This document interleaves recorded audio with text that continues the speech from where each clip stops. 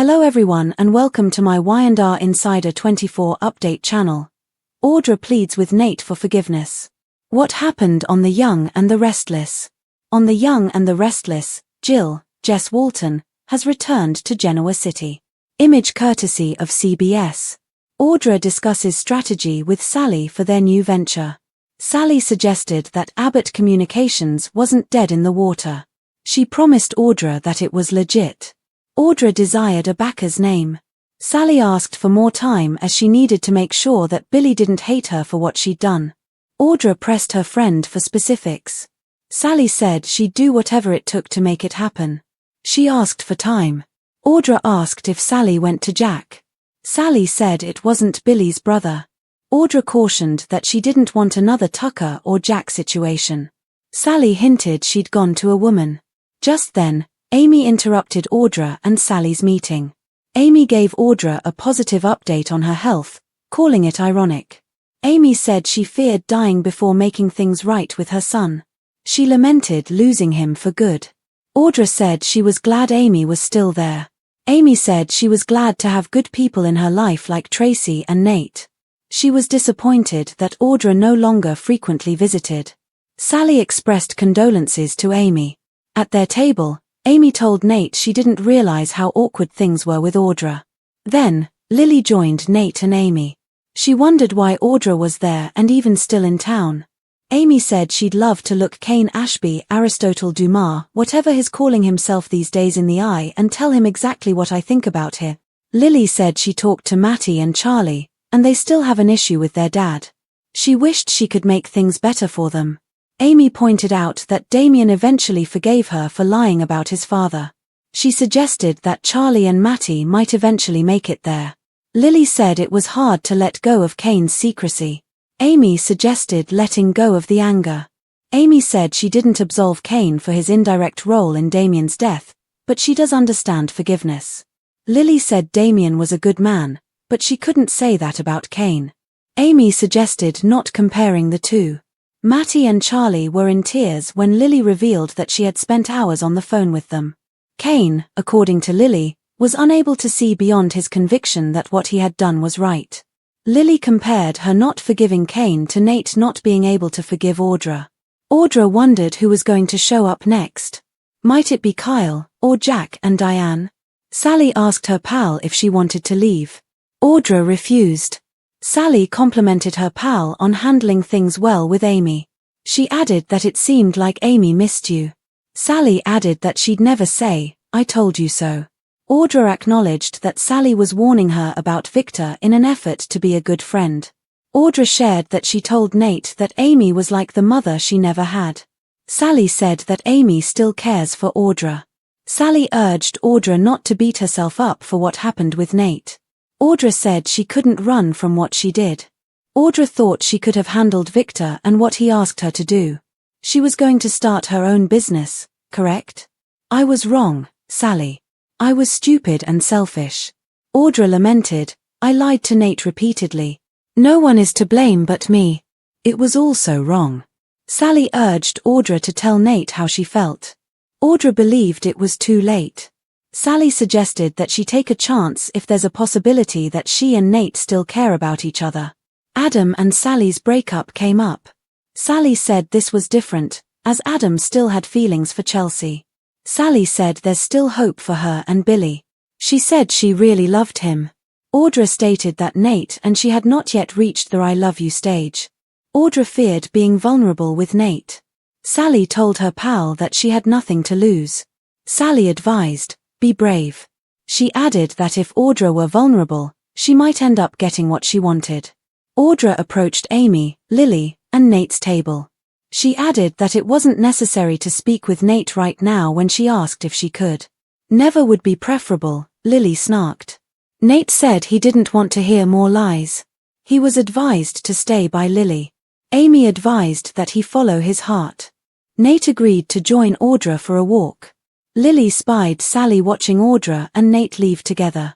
Amy told Lily that she wasn't happy that Audra and Nate walked off together. Amy said that she saw a softer side to Audra than other people saw. Lily called her a user. Amy said that she wasn't out to make excuses for Audra. She was aware that Audra had lied, which was wrong. Amy said that it broke her heart to see them in pain. Lily said that Nate cared for Audra, but she took him for granted. Lily noted that Audra has been having affairs with her for a long time. As she passed Lily's table, Lily asked Sally why she'd encourage Audra to break Nate's heart all over again. Audra made a mistake, Sally said. Yeah, but that's her MO, Lily said. Both women believe in forgiveness, but Lily said that she didn't want to see Nate get hurt. People make mistakes, Amy said. Is that how they define themselves? Lily was of the opinion that it does in Audra's case. On his train, Billy went to Kane and told Jill that she wanted to meet with them. Kane said he had nothing to do with Jill's call. Kane inquired about Billy's nervousness. Billy suggested that he could reveal his plans for dominance to Jill. Don't you think Jill has a right to know that you plan to decimate all the livelihoods of all her family and friends in Genoa City? Billy asked Kane. Billy theorized Jill would take Kane's side. Kane said that Jill doesn't blindly favor him, despite what Billy thought. Billy said he couldn't figure out Kane. Aren't we all a series of contradictions? Kane quipped. Kane suggested to Billy that he get back on board with Abbott Communications. Billy inquired whether Kane intended to carry out his strategy. Billy wondered if Kane's goal was to keep the big players guessing. That wouldn't be a bad idea, would it? Kane countered. Billy said it wasn't a bad idea to use the threat of AI and never follow through with it. Kane stated that he would not confirm or deny the claim. Billy said it was time to take off the mask. He advised Kane to concentrate on his children, which were important. Kane inquired whether he could do both. Billy didn't think he could. Billy said that he knew what he was doing when he was trying to get back at Jill and Victor. Billy said he was trying to save Kane. Billy suggested that Kane was attempting to retaliate against Genoa City residents in general. Kane said he didn't have to explain himself. Billy said that Kane couldn't convey why he was doing what he was doing. Billy made the observation that Kane lost everything as he built his empire. He inquired of Kane whether or not he desired to be Charlie and Mattie's father. Kane said he'd meet Billy halfway to prove that his intentions were good. Billy asked how he'd do that. Billy didn't want to hear from Kane about a new deal. Kane said this one was personal. He'll try with his kids if Billy tries with his mother. Just then, Jill appeared on Kane's train. You hurt me more than you will ever know, Billy, Jill said. At Chancellor Park, Audra made small talk about the weather. Then, she recalled when Nate was so good to her. You have always given me the benefit of the doubt, and I repaid you by breaking your heart, Audra lamented to her ex. She said she was so incredibly sorry for what she'd done. Audra said that she wanted to create something amazing with Vibrante, but she didn't take Nate's feelings into account. I miss you, and I don't think I've told you how much you mean to me. And I miss what we had, Audra confessed. She said she had a habit of pushing people away. She shared that she'd never felt lonelier in her life.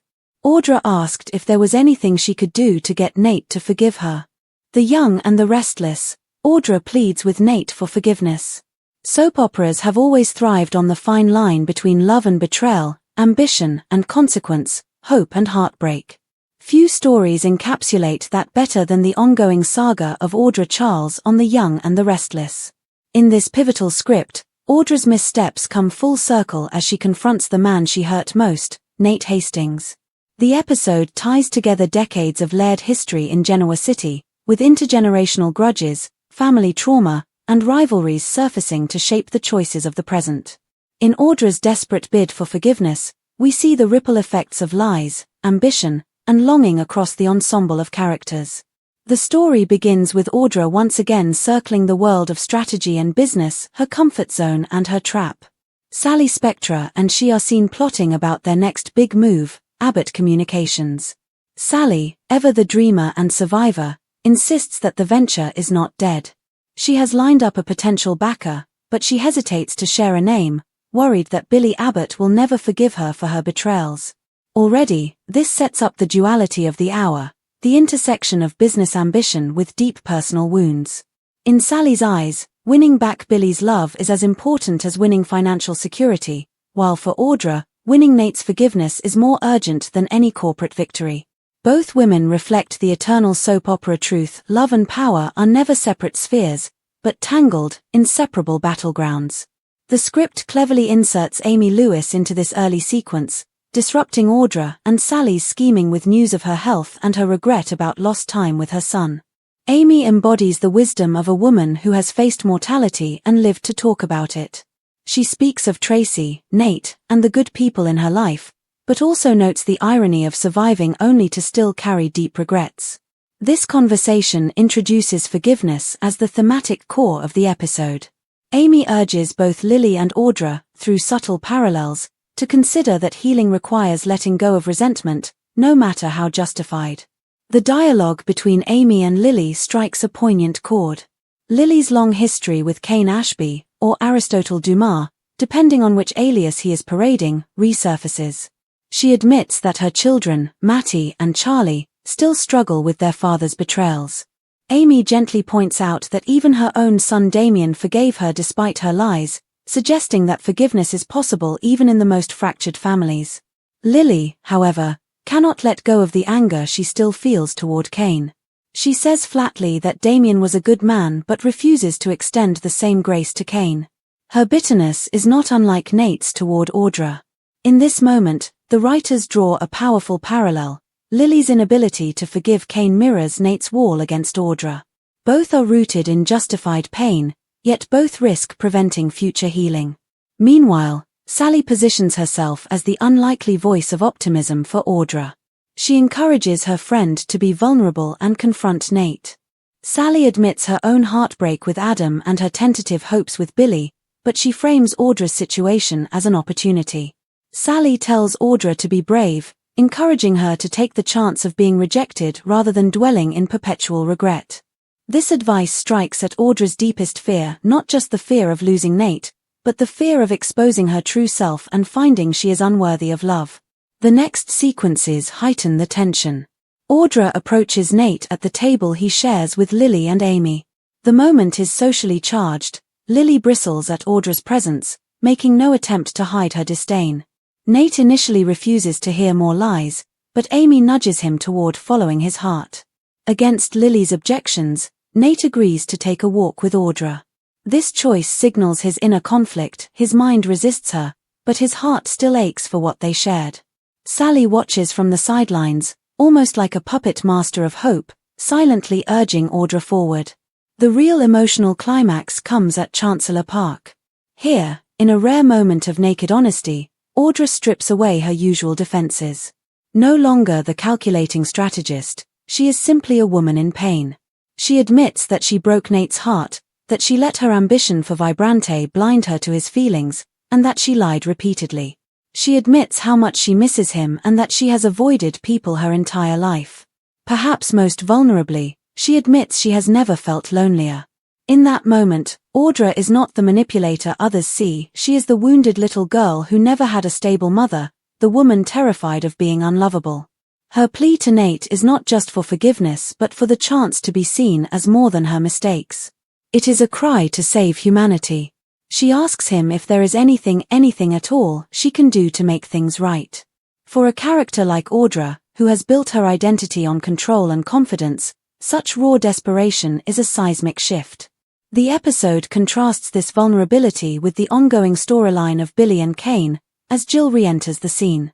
Cain, according to Billy, is using his empire to hide the fact that he has lost everything else, including his family, the respect of his children, and his reputation. Cain counters with philosophical musings about contradictions, but even he cannot escape Billy's cutting words.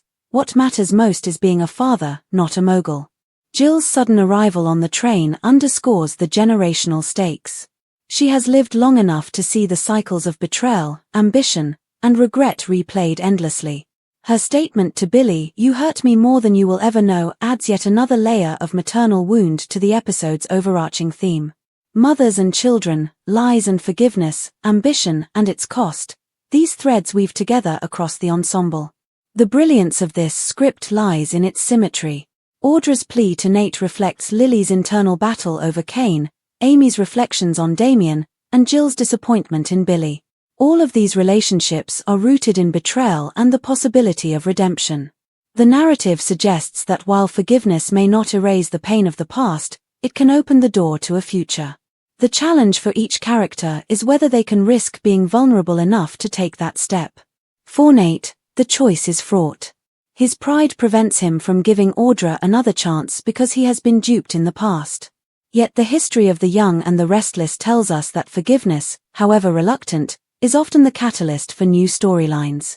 Audra's confession may not guarantee reconciliation, but it plants a seed in Nate's heart. Viewers know that soap romances rarely die cleanly, they linger, smolder, and reignite in unexpected ways. At its core, this episode is about the human need for forgiveness, not just to mend relationships, but to heal oneself. Amy has learned this through survival, Lily resists it out of hurt, Billy preaches it to Kane but struggles to practice it himself, and Audra begs for it with Nate. Forgiveness is framed not as a weakness, but as an act of profound courage.